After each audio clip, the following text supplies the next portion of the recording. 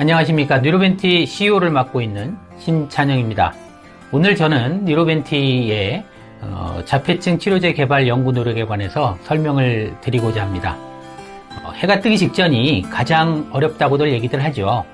그래서 저는 개인적으로 아침에 일찍 일어나서 차들이 출근하기 전에 빵빵대기 직전에 그런 조용한 시간에 산책하는 것을 좋아합니다. 해가 막 뜨기 시작한 무렵에 여러 가지 것들을 볼 수 있어요. 달팽이가 길을 천천히 건너가는 모습도 볼 수 있고, 밤사이에 꽃잎을 오므렸던 여러 아름다운 꽃들이 꽃잎을 다시 활짝 피기 시작하는 것들을 볼 수 있습니다. 저희 뉴로벤티는 다른 기업들, 연구자들이 아직 자폐증에 대해서 연구를 시작하기 전에 보다 일찍 연구 개발을 시작해서 새로운 자폐증, 발달장애 치료제의 개발에 한 발짝 앞서 나가 있는 기업입니다. 자, 저와 함께 뉴로벤티의 가능성과 꿈에 대해서 한번 같이 살펴보는 시간을 갖도록 하겠습니다. 저와 함께 같이 가시죠.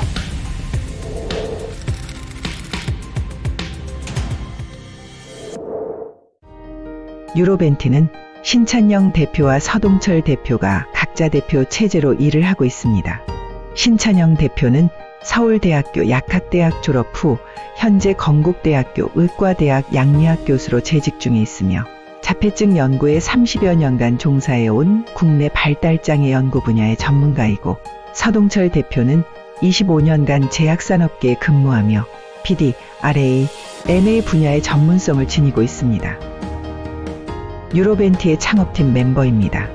정재훈 교수님은 삼육대학교 약학대학 학장을 역임하신 의존성과 수면장애 분야의 국내 최고 권위자이시고, 류종훈 교수님은 경희대학교 약학대학 학장을 역임하시고 기억력과 학습의 기전을 연구함과 동시에 특허청과 식약처에 근무하셨습니다.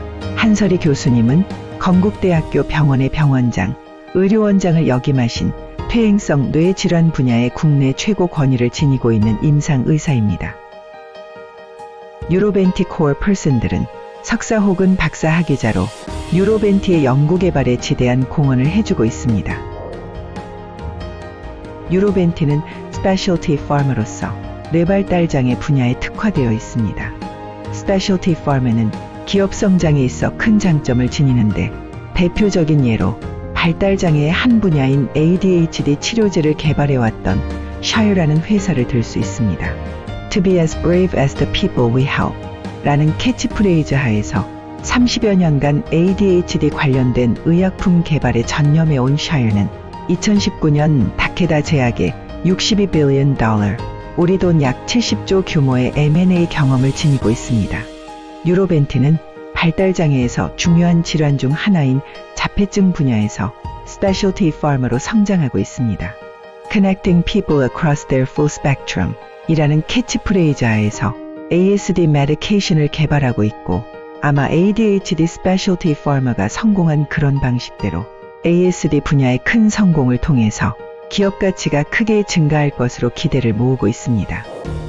매년 4월 2일은 자폐증을 조금 더 알아보자는 뜻에서 UN이 정한 Autism Awareness Day입니다. UN이 어떤 특정한 장애나 질환에 대해서 이렇게 Awareness Day를 정한 것은 자폐증이 유일하며 그만큼 사회적, 경제적, 문화적으로 중요한 질환이라는 의미입니다. 자폐증에 대한 관심은 최근 유병률이 증가함에 따라 더욱 높아지고 있습니다. 미국의 자폐증 유병률은 3.5%, 한국의 경우 2.64%에 해당한다고 합니다. 즉, 태어나는 아이들 33명 중 1명이 자폐증이라는 말로 자폐증 치료제 개발이 점점 더 절실해지고 있는 상황인데요. 특히 자폐증은 사회적으로 지불해야 하는 비용도 매우 크다고 알려져 있습니다.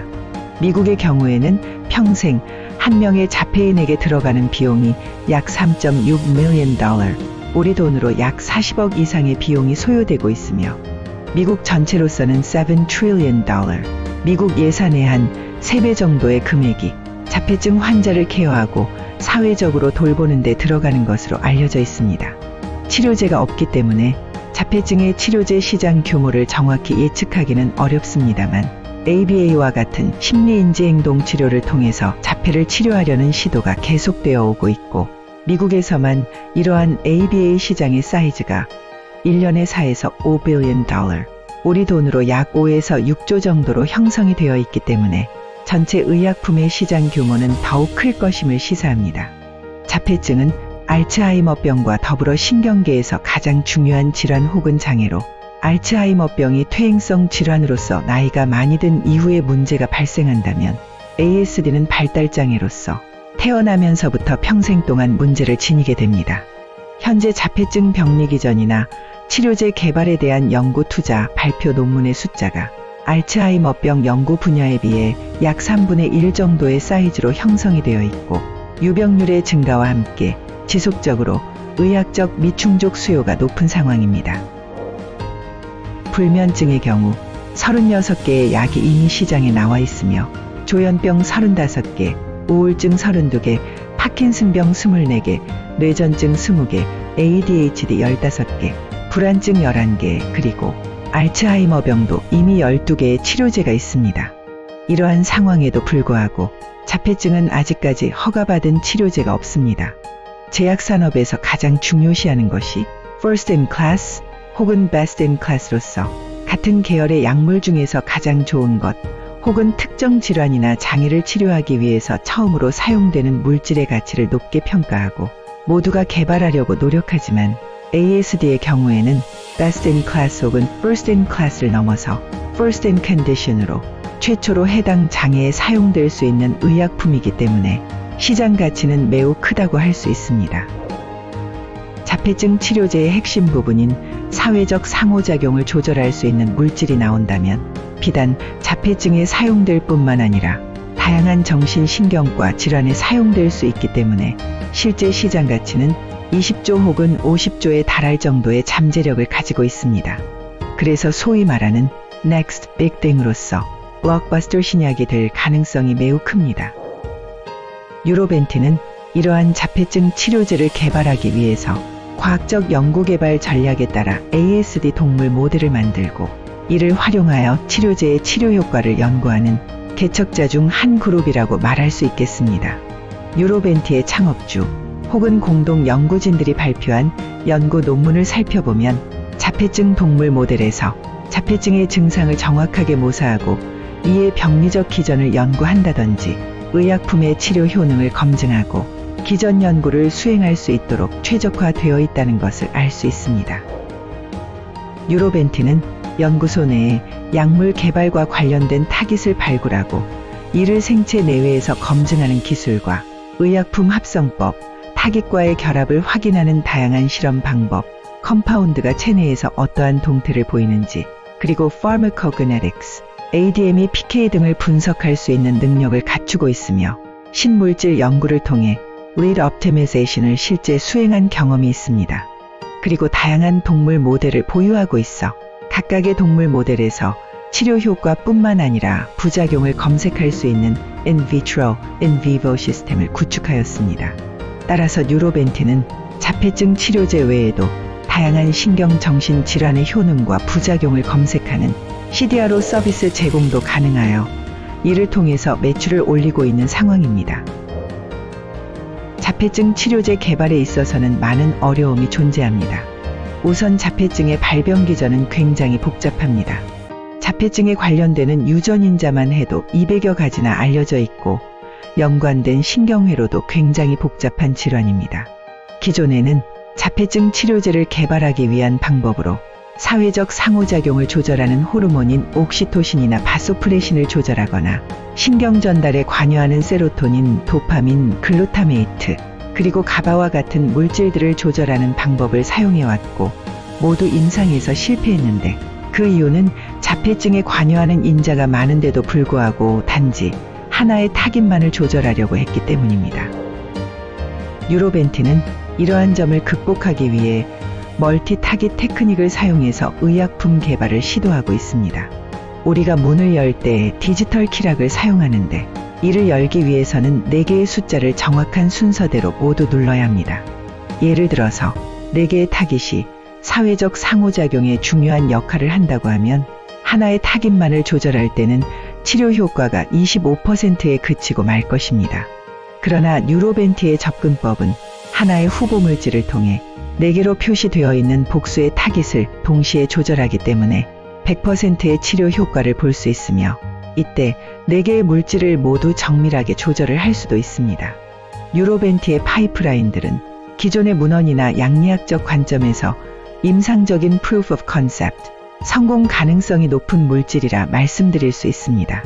기존의 비임상 시험에서의 연구 결과가 사람에서 효과를 나타내지 못하는 경우가 많은데 뉴로벤티는 다양한 종류의 동물 모델을 사용해서 치료 효능과 부작용이 없음을 증명하였기 때문에 성공 확률이 굉장히 높다고 말씀드릴 수 있습니다. 그 밖에 자폐증의 동반 증상으로 나타나는 수면 장애라든가 위장관 장애 같은 것들을 치료할 수 있는 그러한 또 부가적인 치료 효과도 기존도 가지고 있기 때문에 임상에서의 성공률이 굉장히 높고 바이오마커로서의 활용도도 높은 치료 후보 물질을 가지고 있다고 말씀드릴 수 있겠습니다. 뉴로벤티의 파이프라인을 소개해 드리겠습니다. MV01, A02 파이프라인은 국내에서 자폐증 임상 이상을 준비 중에 있으며 현재 비임상 시험 결과는 모두 완료하여 임상 의약품을 생산하는 단계에 있는 후보 물질입니다. 작년 10월 뉴로벤티가 미국의 FDA로부터 Fragile X Syndrome이라는 희귀 질환의 치료제로 사용될 수 있는 후보 물질로 승인을 받았습니다. MV01, A03은 유사하게 자폐증과 Fragile X 등에 사용될 수 있으며 비임상 시험을 완료하였고 또한 현재 비임상 시험을 진행 중인 신규 물질로서 특허 등록이 완료된 MV01-062 파이프라인이 있습니다. 이외에 전기를 가볍게 흘려서 뇌 기능을 조절함으로써 뇌 기능 장애 혹은 질환을 치료하려는 MV01-201이라는 전자약 파이프라인도 가지고 있는데요. 이는 유아인이라는 전자약 전문회사와 공동으로 자폐증을 포함한 기타 발달장애 치료를 위해 현재 국내 임상시험 중에 있습니다. 자, 어떠셨습니까? 저희 자폐증 치료제 개발을 위한 뉴로벤티의 꿈과 희망에 많은 공감이 있으셨길 바랍니다. 저희 뉴로벤티는 앞으로도 이 새로운 발달장애 치료제 개발을 위해 꾸준히 노력하겠습니다. 항상 응원과 관심을 가져주시고 무엇이든지 궁금하신 사항이 있거나 저희에게 연락 주실 사항이 있으면 여기 저희 이메일 주소로 연락을 주시면 성심성의껏 답변을 드리도록 하겠습니다. 다음 기회에 더 좋은 소식과 새로운 내용으로 찾아뵙도록 하겠습니다. 감사합니다.